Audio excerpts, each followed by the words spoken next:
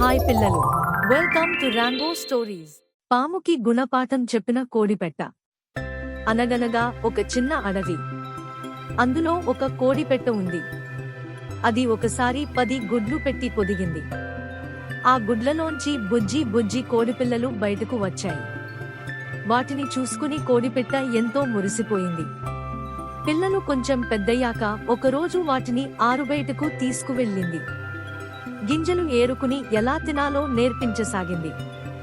అంతలో హఠాత్తుగా పొదచాటున దాక్కున్న ఒక పాము గుస్సుమని ఇవతలకు వచ్చింది. పామును చూడగానే కోడిపెట్ట తన బుజ్జిబుజ్జి పిల్లల్ని పారిపోమ్మని హెచ్చరికగా అరిచింది. ప్రమాదాన్ని అర్థం చేసుకుని కోడిపిల్లలు చెల్లాచెదరయ్యాయి. పాపం ఒక కోడిపిల్ల మాత్రం పాముకు దొరికిపోయింది. పాము దాన్ని నోటితో కరుచుకుని వెళ్ళిపోయింది.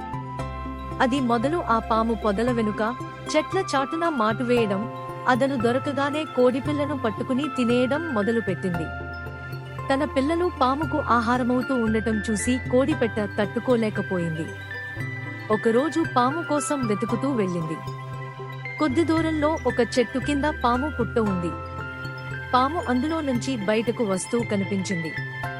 వెంటనే దాని దగ్గరకు వెళ్లి, "నువ్వు ప్రతిరోజూ నా పిల్లల్ని తింటున్నావు. నీకిది న్యాయం కాదు. నాకు 2 పిల్లలు మాత్రమే మిగిలాయి.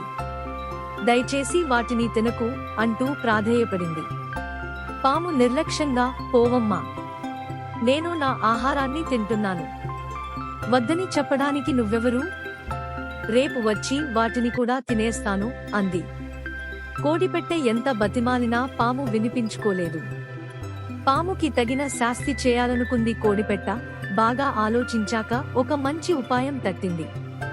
తనతో ఎంతగానో స్నేహంగా ఉండే తేనెటీగల సహాయం తీసుకుందామనుకుంది. అనుకున్నదే తడవుగా కోడిపెట్ట తేనెటీగల దగ్గరకు వెళ్లి విషయమంతా వెడమర్చి చెప్పి తనకు సహాయం చేయమని అర్థించింది. తేనెటీగలు ఒప్పుకున్నాయి. తేనెతుట్టెలో ఉండే తేనెను బయటకు తీసి దానిని పాము పుట్టలో పోశాయి. పుట్టలో ఉన్న పాము తేనెలో మునిగిపోయింది. కొద్దిసేపటికే చీమలు తేనె వాసనను పసికట్టాయి. ఆ చీమలు కూడా పాము మీద చాలా కోపంగా ఉన్నాయి. అవి ఎంతో కష్టపడి పుట్ట నిర్మించుకుంటే పాము దాన్ని ఆక్రమించుకుని వాటిని బయటకు తరిమేసింది. అందుకే కొన్ని వందల చీమలు తండోపతండాలుగా పుట్ట చుట్టూ చేరాయి.